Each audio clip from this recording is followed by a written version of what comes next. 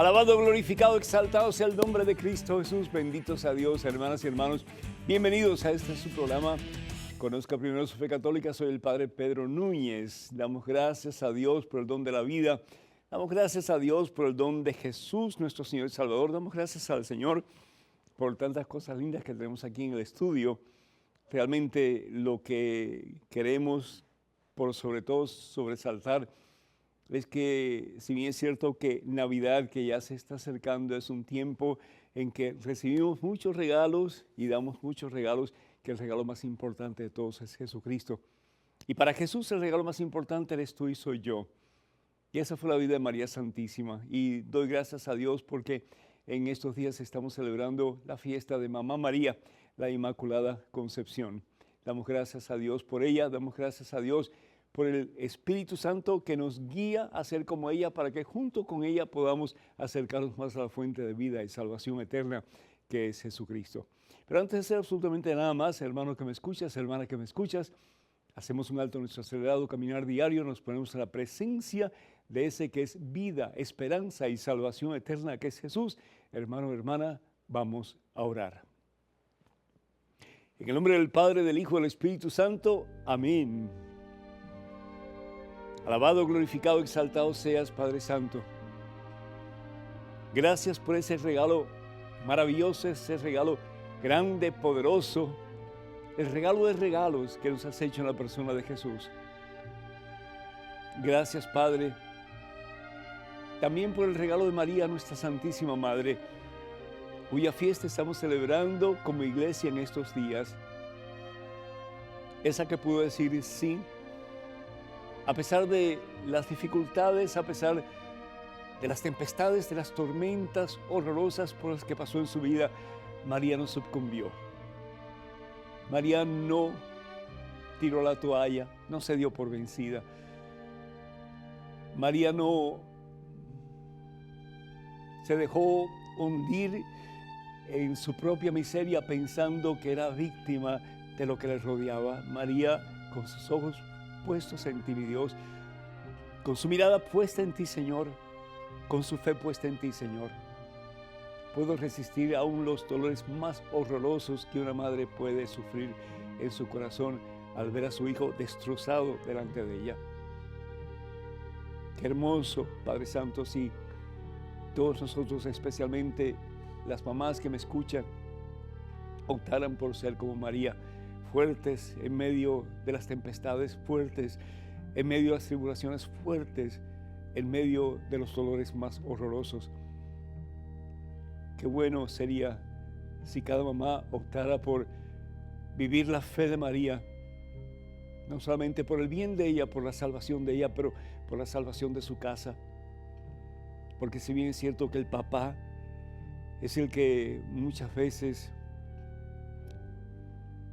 lleva las provisiones a la casa, debe ser el cabeza de familia, el sacerdote del hogar.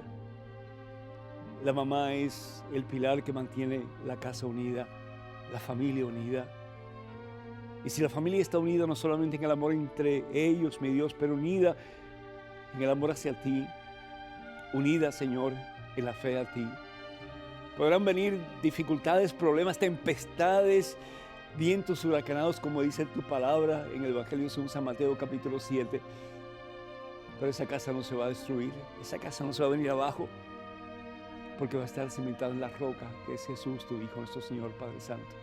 Bendice, mi Dios, a los padres que me están escuchando, particularmente bendice a las mamás en estos días en que celebramos la fiesta de María Santísima bajo el título de la Inmaculada Concepción.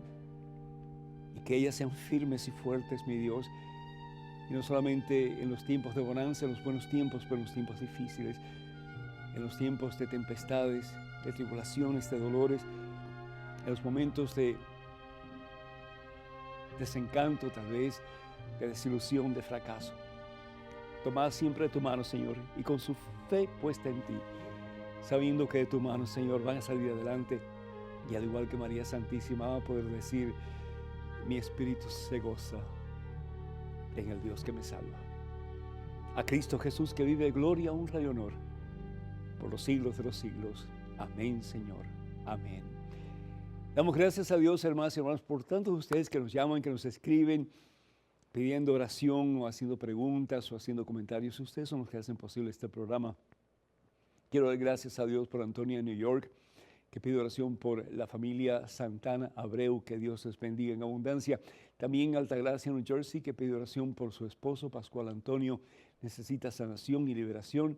Y además pide por la familia Almonte Ascona, que Dios les bendiga en abundancia en este día y por siempre. También pedimos por Antonio de México, que él pide oración por su hija Ángela María, por la familia Tobar Torres y por Alejandro y familia, que Dios les sostenga en sus poderosas y santas manos. Teresa de la Huer pide oración por su hermano Domingo, quien fue secuestrado recientemente. Qué pena, Dios mío santo. Pedimos por tu hermano, mi hija, y pedimos que el Señor fortalezca a toda la familia Alcalá Díaz en este tiempo difícil. Por Mirta pide por un trabajo para sus hijos, Luis Carlos, José Alfredo, que es adicto, y también por la conversión de él y su liberación. Que el Señor le bendiga, lo sane y lo libere para gloria de nuestro Señor y Salvador Jesucristo. Eduardo de New Jersey pide oración por la restauración de su matrimonio. Y Eduardo, acuérdate que la forma en que tú vas a llevar a tu matrimonio a los pies de Cristo Jesús es tú sometiéndote primero a la voluntad de Dios. Y si tú lo haces así, vas a ver cómo toda tu familia será cimentada en la roca que es Jesús el Señor. María de San Francisco pide oración por su sobrino Osvaldo, de 21 años, quien vive con ella, y por su liberación y conversión también. Que el Señor los bendiga y le bendiga a él en abundancia particularmente. Y por todos aquellos que solicitan oración a través de la página de este servidor en Facebook, que el Señor supla sus necesidades en abundancia y los colme de bendiciones a plenitud. Así sea, bendito sea Dios. Estos días estamos celebrando la fiesta de la Inmaculada Concepción. Hay personas que preguntan, bueno, ¿y la Inmaculada Concepción es diferente a Nuestra Señora de Guadalupe y es diferente a Nuestra Señora de Fátima? No, todas son la misma persona. Es la misma María de Nazaret, que tiene diferentes títulos o se presenta bajo diferentes advocaciones. Y al fin y al cabo, el propósito de María es darnos a conocer a Jesús. Yo me acuerdo de una canción, yo no sé si algunos de ustedes se acordarán, una canción que cantaba un cantante mexicano. Yo me acuerdo, yo era un niño y decía, la perdición de los hombres son las benditas mujeres. ¿Se acuerdan? Bueno, como si los hombres fueran angelitos, ¿no? Pero hasta cierto punto tiene algo positivo en lo que está diciendo desde el punto de vista teológico. Porque si bien es cierto que Dios, al principio nos dice la palabra de Dios en Génesis capítulo 1, crea al hombre y a la mujer y los crea a su imagen y semejanza, capítulo 1, versículo 27, también es cierto que Satanás se mete en el medio. Cuando Dios saca a la primera mujer, Génesis 1, versículo 22, del costado del hombre, de la costilla, y de esa costilla hace un ser semejante al hombre, es decir, a su ayuda idónea a la mujer. El hombre se queda sorprendido y dice, finalmente, esta es carne de mi carne y huesos de mis huesos. Esta será llamada varona porque del varón ha sido tomado. ¡Qué historia tan hermosa! Pues finalmente lo que nos quiere decir la palabra de Dios es que la mujer ha sido creada para no solamente apoyar al esposo, servir de amiga del esposo, esposa del esposo, amante del esposo, pero también de una forma muy singular, guía para el esposo. Y qué hermoso cuando una mujer le sirve de guía a su esposo, dándole consejos sabios y ayudándole a encontrar el camino que al fin y al cabo Dios quiere para la familia. Qué hermoso. Pero en esa situación en que esta mujer es completamente creada sin mancha, sin pecado de ninguna clase, ella tiene libertad. Y en su libertad, ella desafortunadamente escucha una voz que no le conviene escuchar, la voz de Satanás. Y la voz de Satanás le dice, desobedece a Dios. Come de ese fruto prohibido. Al fin y al cabo, si lo haces, se te abrirán los ojos y serás como Dios. Y nos dice la palabra de Dios que Eva peca, desobedece a Dios al probar de ese fruto prohibido. Y no solamente peca ella y pierde su relación con Dios, pierde el paraíso en que vivía, pero hace que el hombre peque también. Cuando uno toma la decisión de ir en contra de la voluntad de Dios, uno muchas veces arrastra a muchas personas con uno también, ¿no es cierto? En este caso, aquella mujer que había sido creada sin pecado, sin falta, sin mancha, aquella mujer que había sido creada para apoyar y para guiar a su esposo, para ser ayuda idónea a su esposo, se convierte en una piedra de obstáculo. Y no solamente cae ella, cae él también. Como resultado de eso, la humanidad se pierde. Satanás es muy astuto, hermanos. Satanás sabía que si Eva se derrumbaba, si Eva sucumbía a la tentación y pecaba, que no solamente ella, pero como madre de la creación, madre de la humanidad, todos sus hijos caerían en pecado también, desobedeciendo a Dios. Pero una promesa maravillosa. Génesis capítulo 3, versículo 15, dice la palabra de Dios que vendrá una mujer cuya descendencia aplastará la cabeza de Satanás. Y no solamente la descendencia que es Jesús, pero la misma mujer que es María también aplastará la cabeza de Satanás. Se convertirá en la enemiga por excelencia de Satanás. No tendrá nada que ver con Satanás. Vivirá única y exclusivamente para Dios, para hacer la voluntad de Dios. Y Satanás se abalanzará contra el talón de la mujer, tratará de herirla y la herirá muchas veces. Pero la mujer se mantendrá firme y junto con su descendencia, que es Jesús, María aplastará la cabeza de Satanás. Bendito sea Dios. María es la mujer que por excelencia vive para Dios. María es la mujer que por excelencia tiene su vista fija en Dios. Y hoy la iglesia, en estos días la iglesia celebra a esa mujer que al igual que Eva fue concebida sin pecado original. Fue concebida libre de mancha, libre de pecado. Pero a diferencia de la primera Eva que pecó sucumbiendo en la tentación, María nunca peca. Porque la vida de María no es otra cosa sino que hacer la voluntad de Dios.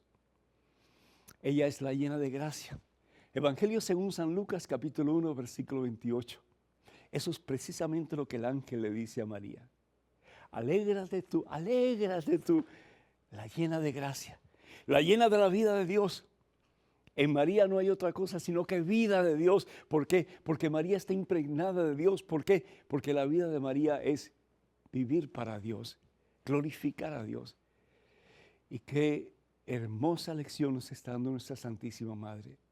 Que si bien es cierto que ella pudo hacerlo, como un ser humano de carne y hueso como tú y como yo, vivir para Dios, estar cimentada en Dios, con sus ojos fijos en Dios, con su fe puesta en la voluntad de Dios, tú y yo lo podemos hacer, si nosotros queremos. ¿Por qué? Porque para Dios no hay nada imposible.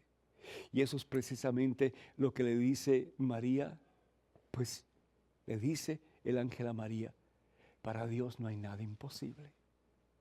Por muy distante que hayas estado de Dios, hoy puedes regresar a Dios. Por muchas veces que le hayas dado la espalda a Dios, hoy puedes darle tu corazón a Dios. Y seguir el ejemplo de María. Y tomar la decisión de caminar en santidad hasta el último suspiro de tu vida. Dándole a Jesús el mejor de los regalos, que es tu propia vida, tu propio ser, tu propia alma, tu propio corazón, para que un día tu corazón y el corazón de Jesús se fundan en uno, como se ha fundido el corazón de María y el corazón de Jesús. Y puedas recibir de las manos de ese que murió por ti en una cruz, la corona de los santos, que es el cielo.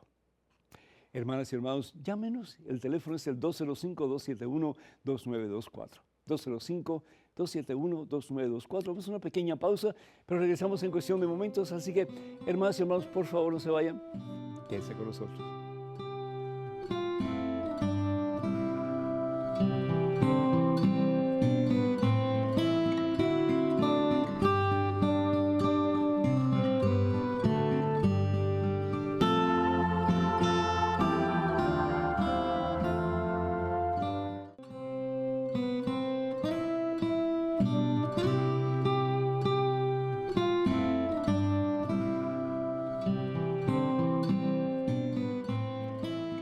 Alabado, glorificado, exaltado sea el nombre de Jesús y gracias, Señor Jesús, por darnos a Mamá María, también como nuestra Madre, que imitándola a ella podamos cada día más y más acercarnos a ti y ser tuyos, completamente tuyos y para siempre tuyos. Tenemos en estos momentos a Laura de Miami, vía telefónica. Laura, ¿me escuchas? Sí, aquí lo escucho, Padre Pedro. Y el Señor te bendice, Laura, ¿cómo estás? Gracias igualmente, no sabes, es un honor para mí tenerlo y poder hablar con usted. Gracias, Laura, bienvenida. Gracias, Padre. Fíjese, Padre, que yo tengo una pregunta aquí. ¿Cómo nosotros podemos diferenciar el anticristo o conocer el anticristo cuando él venga? Porque tarde o temprano tiene que aparecer en nuestras vidas. ¿Cómo Ajá. uno va a poder diferenciarlo de Dios? Porque él va a venir a curar, va a venir a levantar a los muertos, va a venir a hacer un montón de milagros. Sí. Entonces, como estamos viviendo en situaciones tan malas en estos momentos, cualquier gente se pasa de un lado o se pasa del otro. Entonces, yo quisiera que usted me dijera, me iluminara, me dijera cómo nosotros podemos Discernir. diferenciar, exactamente, discernir esto. Muchísimas gracias, Laura. Muchísimas gracias. Vamos a ver qué dice la palabra de Dios, qué dice la Santa Biblia. Si vamos a la primera carta del apóstol Juan, el capítulo 2, si no me equivoco. Vamos a ver qué dice la palabra de Dios al respecto. Primera carta del apóstol Juan, capítulo 2, versículos 18 en adelante. Dice así la palabra de Dios: hijitos, estamos en la última hora, es decir, desde el tiempo en que Jesús viene hasta el fin del mundo, estamos en lo que llama la iglesia el fin de los tiempos. Es decir, ya el último tiempo o la última parte de la vida, de la creación como la conocemos en estos momentos. Estamos en la última hora y han oído que va a venir un anticristo.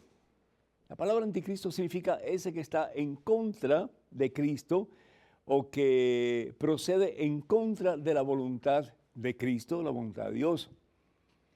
Dice, pero ya han venido varios anticristos, por lo cual conocemos que estamos en la última hora. Es decir, el que haya venido un anticristo, dos anticristos, tres, montones de anticristos, no es nada, pues, de extrañarse. ¿Por qué? Porque toda persona que actúa en forma contraria a la voluntad de Cristo es un anticristo. Dice, esa gente salió de entre nosotros.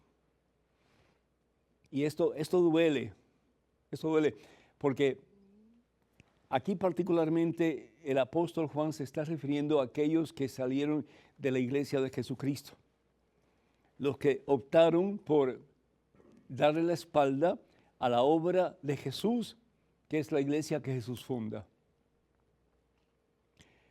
El Señor Jesús en el Evangelio según San Juan, en el capítulo 17, versículo 21, dice, Padre, que todos sean uno, como tú y yo somos uno, entonces el mundo creerá que tú me has enviado. Hoy día la iglesia de Jesucristo está dividida en múltiples fragmentos. Esa no es la voluntad de Dios. Esa es la voluntad de Satanás. Como hemos dicho anteriormente, la palabra diablo significa el que divide.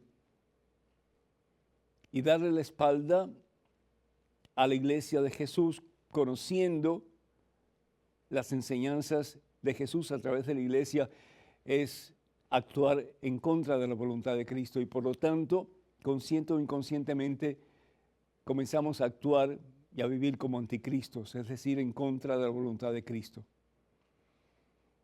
Bien es cierto que la palabra de Dios, especialmente en el libro de Apocalipsis, habla de que vendrá un anticristo.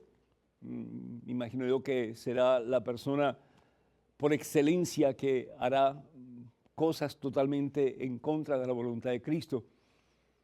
Se ha hablado, por ejemplo, de que Hitler fue un anticristo, y definitivamente pues se puede decir así porque su forma de obrar, su forma de actuar, todo el daño que él realizó, la cantidad de muertes que él causó, fueron atrocidades horribles. Y Jesús es amor, Jesús es misericordia. Entonces podemos hablar de estas personas como anticristos, definitivamente por encima de los demás anticristos. Vendrá, de acuerdo a la palabra de Dios, uno que será el peor de todos. Pero se va a reconocer, ¿saben por qué? Porque esa persona de bueno no va a tener nada. Podrá tener poder porque al fin y al cabo Satanás tiene cierto poder que Dios le da. Y si no, vayamos al libro de Job en el capítulo 1 y nos daremos cuenta de que el mal tiene cierto poder. ¿Por qué? Porque el ser humano tiene que decidir entre el bien y el mal. Y si no pudiera decidir entre el bien y el mal, no tiene libertad propia para hacerlo, no tiene libre albedrío. Y una de las razones que podemos decir que somos creados a imagen y semejanza de Dios es porque tenemos libertad de decisión. Si bien es cierto que vendrá el más malo de todos, el que definitivamente le va a dar la espalda a Jesús en todo el sentido de la palabra, también es cierto que como cristianos vamos a reconocer que esa persona de Dios no tiene nada. Podrá hacer milagros. Bueno, hay muchos que están viviendo en el ocultismo y que son parte de todos los trabajos que se hacen en el ocultismo, ya bien sea medios supersticiosos o ya bien sea a través de adivinaciones o ya bien sea a través de conjuros o ya bien sea a través de magias o ya bien sea a través de brujería, y pueden tener cierto poder, porque al fin y al cabo Satanás tiene cierto poder, pero en este caso va a haber mucho poder concentrado en esta persona, en este ser.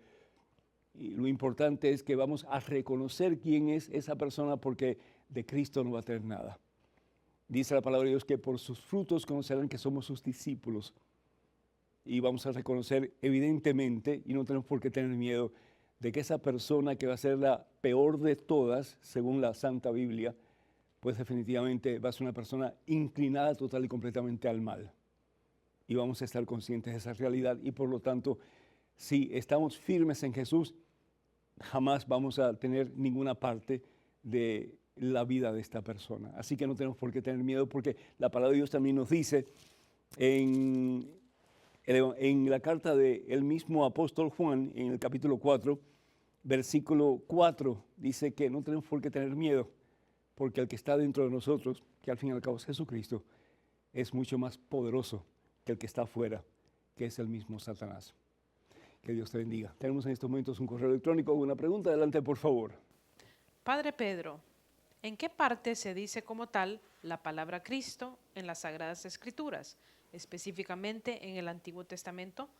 ¿Me podría orientar, por favor, en qué libros, capítulos o versículos puedo encontrar el origen de nuestra denominación cristiana? Vera, desde la Ciudad de México, México. La palabra Cristo no existe en el Antiguo Testamento. La palabra Cristo es una palabra que se presenta en el Nuevo Testamento. ¿Por qué? Porque es una palabra griega. Y en el Antiguo Testamento, con excepción de los libros deuterocanónicos, no existe la palabra Cristo, existe la palabra Mesías. Por ejemplo, aparece más de 53 veces la palabra Mesías en el Antiguo Testamento. Mesías, la palabra Mesías significa el ungido, y la palabra ungido o Mesías en el Nuevo Testamento se le dice Cristo. Así que es en el Nuevo Testamento donde vamos a encontrar muchísimas veces la palabra Cristo repetidas una y otra vez.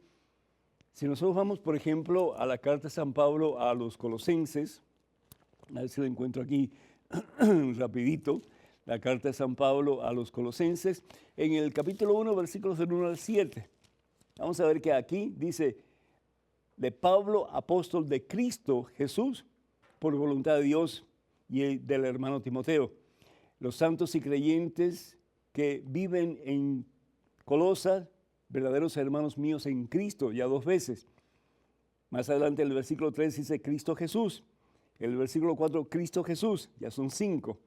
Y en el versículo 7 dice servicio de Cristo y dice quien también es fiel en el misterio de Cristo. Ya son 7, 8 veces que aparece en ese pedacito. Así que montones de veces que aparece la palabra Cristo. Así que no es nada extraño que aparezca tantas veces esa palabra. ¿Y por qué? Porque esa palabra significa el Mesías, el ungido de Dios, el esperado de los tiempos, que al fin y al cabo es Jesús, el Cristo. Tenemos en estos momentos otro correo electrónico. Adelante con la pregunta, por favor. Padre Pedro, ¿qué hace la iglesia con el dinero de alguien que se lo ha entregado, aunque parte de ese monto sea robado? ¿Se usa para ayudar a los necesitados o qué deciden hacer los sacerdotes con él? Geraldo. Pues si el dinero es robado y el sacerdote sabe a quién le pertenece ese monto, pues ya hay que devolvérselo, porque si no estaría incurriendo en el pecado del robo. Es decir, cuando tú te encuentras una cosa y sabes que le pertenece a alguien, tienes que devolverlo. Si sabes que alguien te da dinero y ese dinero o esa cosa puede ser un artículo, puede ser, en fin, ¿verdad? Cualquier cosa, pero que tú sabes que es robada, primero que todo no lo puedes comprar. Y segundo, no lo puedes recibir tampoco. Y si lo recibes, tienes que devolverse a la persona de quien ha sido robada. Ahora, si no sabes si realmente ese dinero fue robado o no, y si no sabes quién fue la persona que fue víctima de esa situación, pues entonces se debe utilizar ese dinero después de haber hecho una extensa investigación y no se puede dar con el paradero de la persona a quien se le quitó el dinero o el artículo, pues se debe usar para ayudar a personas en extrema necesidad. Y de esa forma pues se está compensando un poco el daño que se le hizo a esa persona a quien se le quitó esa propiedad que a él o a ella le pertenecía. El sacerdote no parte del hecho de que lo que le entregan es robado o no, pero el sacerdote tiene la obligación de tratar de saber de dónde viene ese dinero. Porque al fin y al cabo, si una persona, vamos a suponer, que roba y le da una cantidad al sacerdote para mantener su conciencia supuestamente limpia, y el sacerdote sabe lo que está haciendo esta persona, pues es algo que está incorrecto. No está de acuerdo con la voluntad de Dios y lo que está haciendo es fomentando el deseo del que roba para que siga robando. Y como hemos dicho anteriormente, tanta culpa tiene el que mata la vaca como el que le aguanta la pata. En este momento es otro correo electrónico. Adelante, por favor. Padre Pedro, en mi diócesis hay varios curas que hacen misas de sanación con imposición de reliquias de santos. Otro sacerdote dijo que cualquier misa es de sanación. Entonces, ¿estos otros juegan con la gente que quieren sanarse pronto? ¿Será para recibir una abundante colecta durante la misa? Lorena. Lorena, no somos quien para juzgar. Es decir, si un sacerdote invita a las personas a una misa de sanación, pues, ¿por qué vamos a pensar que lo que está haciendo es sacando dinero a la gente? La palabra de Dios en el libro de Samuel, vamos a ir al primer libro de Samuel, capítulo 16, versículo 7, la palabra de Dios dice, porque Dios no ve las cosas como los hombres, Dios no ve las cosas como los hombres. El hombre se fija en las apariencias, pero Dios ve el corazón. ¿Escucharon bien? El hombre se fija en lo que puede ver, lo externo, las apariencias, pero Dios ve el corazón. Dios ve la intención con que cada cual actúa de la forma en que actúa. de acuerdo, muy de acuerdo, todas las misas son misas de sanación. ¿Por qué? Porque es el Señor Jesús a través de su palabra y es el Señor Jesús en su dádiva, en la Santa Eucaristía, que nos limpia, nos restaura, nos libera, nos sana, nos salva. Pero sin embargo, también debemos estar conscientes que la Iglesia provee ciertos espacios en que hay una preparación para recibir poder sanador de Cristo Jesús en una forma particular. Y uno de esos espacios es o son las misas de sanación, en que la persona o las personas van ya con una idea de que vienen a presentar al Señor sus enfermedades, sus congojas, sus dolores, sus problemas, ya bien sea físicos o espirituales o psicológicos, y que no solamente esa persona va a orar en esa Santa Misa por sanidad, pero que todos los presentes van a orar unos por otros, y eso es maravilloso, ¿verdad? Y yo he visto milagros poderosos de parte del Señor cuando el pueblo se congrega, ya bien sea para una misa de sanación o ya bien sea para un evento de evangelización en que se pide a Dios sanación para los presentes y también a través de ellos para sus familiares y en fin, ¿verdad? Y vemos el poder de Dios cómo se despliega y cómo la gente es transformada en el amor transformador, si me perdonan la redundancia, de Cristo Jesús. Así que no, la misa por excelencia definitivamente es el acto de sanación más poderoso, pero la misa de sanación crea conciencia en el ser humano, a diferencia de una misa que entramos y salimos, a estar ahí presente para recibir de Dios su poder sanador. Tenemos en estos momentos una llamada telefónica de Rosy de Arizona. Rosy, ¿me escuchas? Sí, Padre Pedro, hola, ¿cómo estás? Muy bien, por la gracia de Dios. ¿Cómo estás, Rosy? Muy bien, un caluroso abrazo de parte de Enrique y de mí aquí en Sahuarita, Arizona, Padre. Pues para ustedes un abrazote bien grandotote, los extraño muchísimo, los quiero muchísimo y qué bueno, Rosy, que estás en línea telefónica en estos momentos. Adelante, por favor. Sí, Padre. Mire, mi pregunta es, en el Evangelio dice que cuando morimos estamos dormidos en la espera de que venga Jesucristo a juzgarnos, cuando venga su segunda vez, sí, a juzgarnos. Y entonces mi pregunta es, entonces, ¿qué pasa con el alma o espíritu mientras esperamos ser juzgados por Jesús? Muy interesante, Rosy, muy interesante tu pregunta y de nuevo muchísimas gracias por tu llamada, muchísimas gracias por tus palabras, que Dios te bendiga a ti, Enrique, y a todos ustedes queridos. Un abrazo grande para todos ustedes. El concepto de el dormir era un concepto griego que realmente pues se incorporó en la teología cristiana católica, pero no es realmente doctrina de la Iglesia. De ahí, por ejemplo, la palabra cementerio, que significa apartamentos para los que duermen. La palabra cementerio, apartamento para los que duermen. Cuando en el tiempo de Jesús la persona moría, se pensaba que la persona dormía hasta el tiempo del juicio final. Pero sin embargo estamos conscientes de que en Dios no hay tiempo. Dios está fuera del tiempo. El tiempo es un invento del ser humano para tener puntos de referencia. Ayer, hoy, mañana, a esta hora, a otra hora, etc. Dios está fuera del tiempo. ¿Qué es lo que Dios le dice a Moisés en el evento de la zarza ardiendo en Éxodo capítulo 3? Yo soy el que soy. Es decir, Yahvé o Yahweh, yo soy el eterno presente. Así que el pasado y el futuro para Dios es presente. Y cuando una persona muere, esa persona ya está delante de Dios. Y esa persona no solamente experimenta su juicio personal, pero también experimenta el juicio universal, porque el futuro para Dios se hace presente, es presente siempre. En el Evangelio según San Mateo, en el capítulo 25,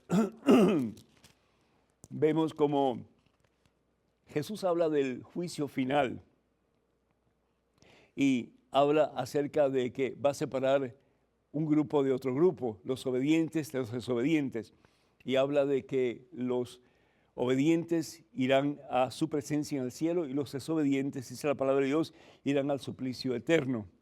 Versículo 46.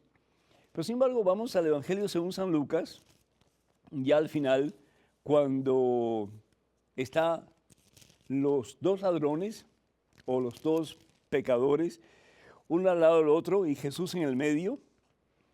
¿Y qué es lo que le dice Jesús al buen ladrón o al que le dice a Jesús, acuérdate de mí cuando estés en el paraíso? Y eso está en el Evangelio según San Lucas, capítulo 23, versículos 42 en adelante. ¿Qué es lo que Jesús le dice? Hoy mismo estarás conmigo en el paraíso. Es decir, lo más probable es que este pecador tuvo que pasar por un periodo grande de purgatorio, seguro que sí.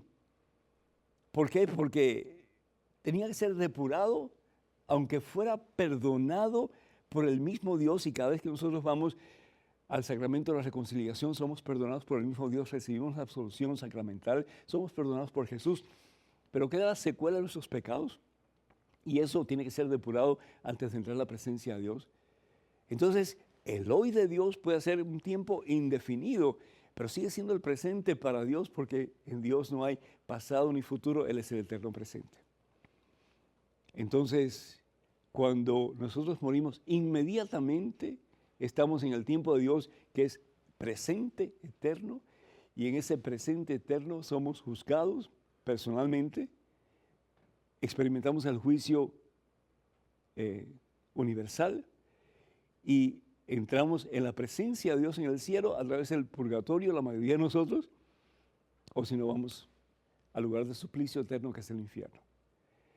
Pero eso de que vamos a dormir, eso es un concepto griego que realmente no está teológicamente fundado, porque ya al morir no estamos en el tiempo humano, sino que estamos en el tiempo de Dios, que es siempre presente. Ojalá que eso te haya ayudado. Hermanas y hermanos, nos encantaría que nos llamen. Sus llamadas, sus preguntas, sus comentarios son muy importantes para que este ministerio pueda ayudarnos a ustedes, a todos nosotros, a conocer un poquito más a fondo las enseñanzas de la Iglesia y de la Santa Biblia. El teléfono para que nos llamen 205-271-2924. 205-271-2924. Vamos a una pequeñísima pausa, regresamos en cuestión de momentos, así que por favor no se vayan, quédense con nosotros.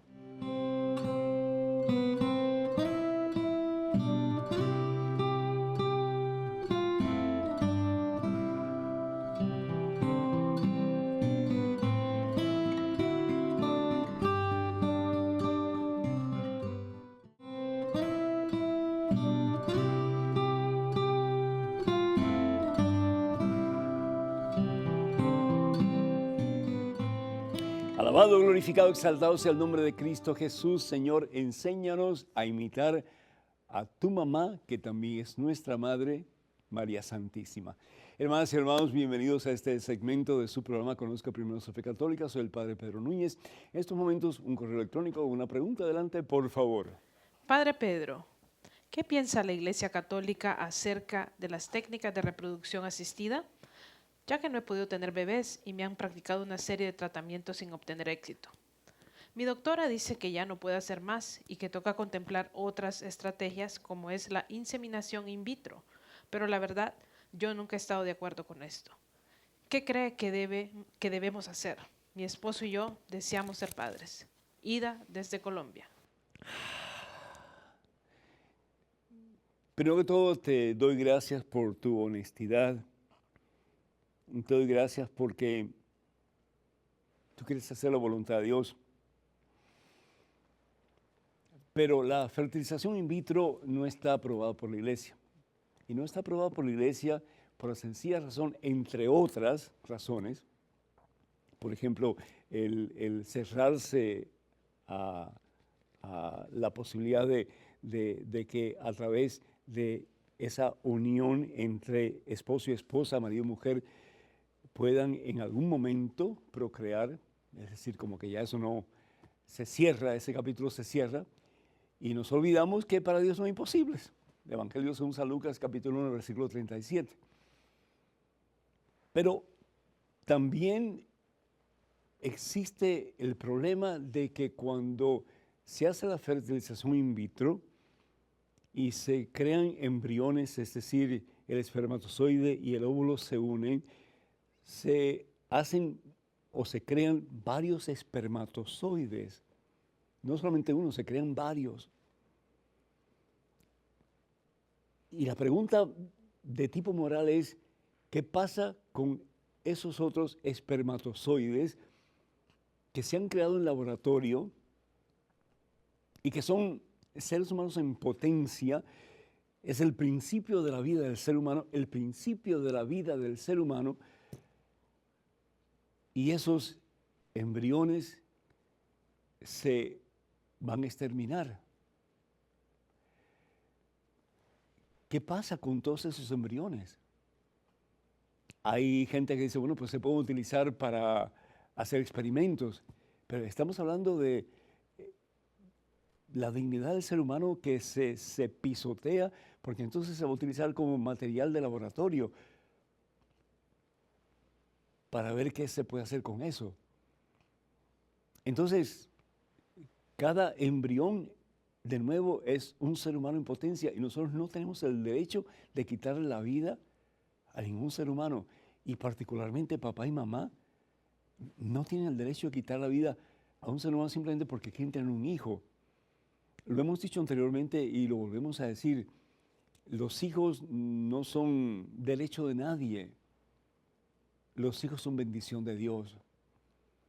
Y si Dios no te da un hijo en este momento, eso no quiere decir que no te va a dar un hijo en un futuro. De nuevo, para Dios no hay imposibles. Y segundo, ¿por qué no pensar en la posibilidad ¿por qué no pensar en la posibilidad de adoptar?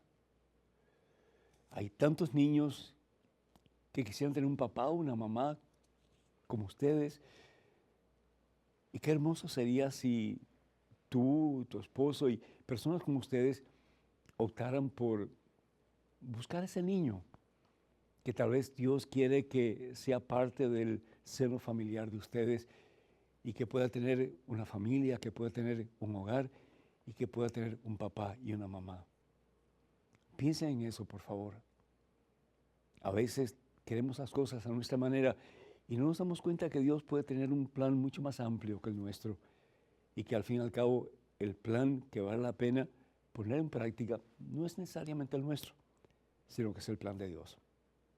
Tenemos en estos momentos a Consuelo de Brooklyn, vía telefónica. Consuelo, adelante, por favor. ¿Cómo estás? Dios lo bendiga. ¿Cómo está? Bendecido, bendecido. Qué gusto Pues yo tenerte, me siento Consuelo. bendecida también. Siempre estoy viendo programas y buscándole la palabra de Dios. Muchísimas yo soy católica del nacimiento y tengo una pregunta.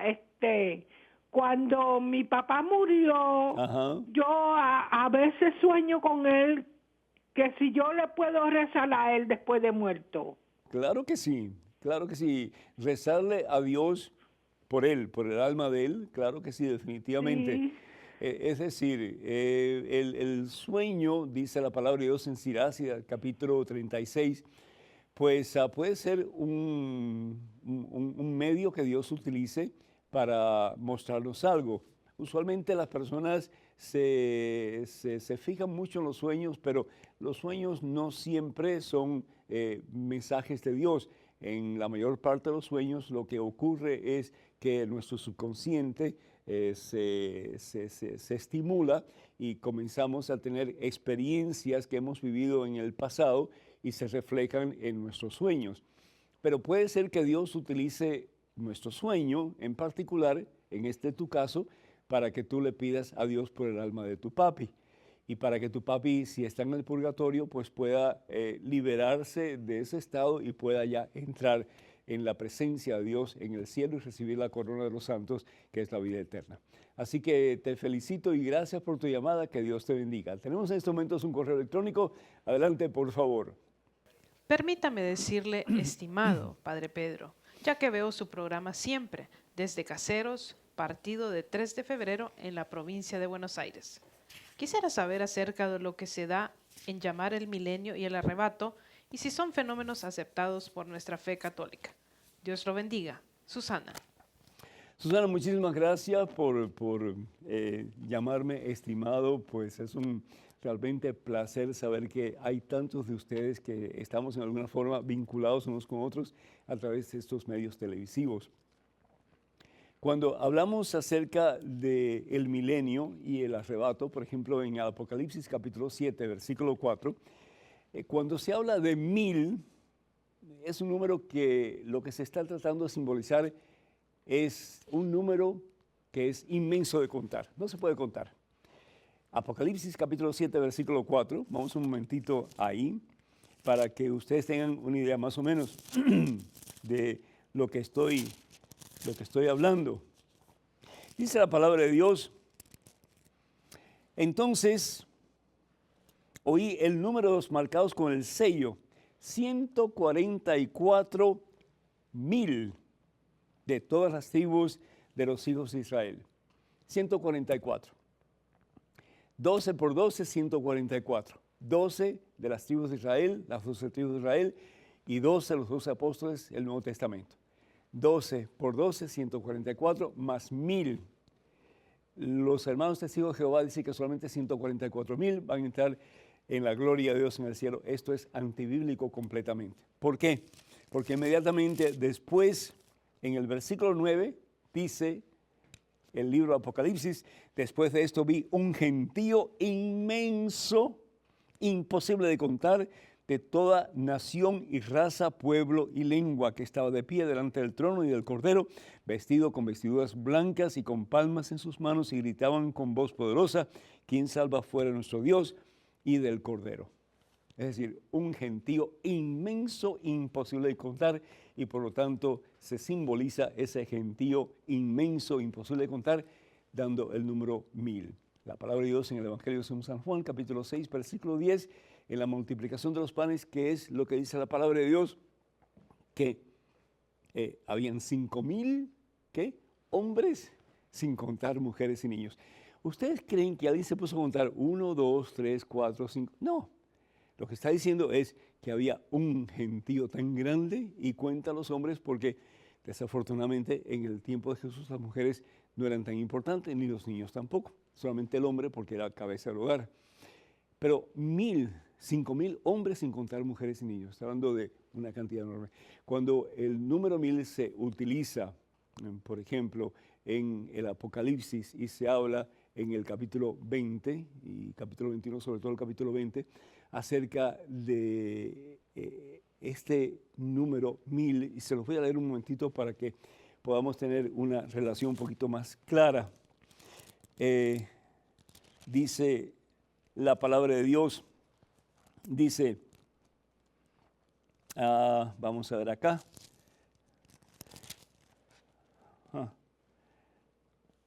Bueno, si ustedes leen el capítulo 20 del libro del Apocalipsis, van a ver que va a haber un tiempo en que va a ser como 1000 años. Es decir, pero esos 1000 años ya lo estamos teniendo aquí desde el momento en que Jesús viene a este mundo en forma de un ser humano como nosotros, se reviste de un cuerpo como el tuyo y como el mío, hasta el fin de los tiempos, hasta el fin del mundo.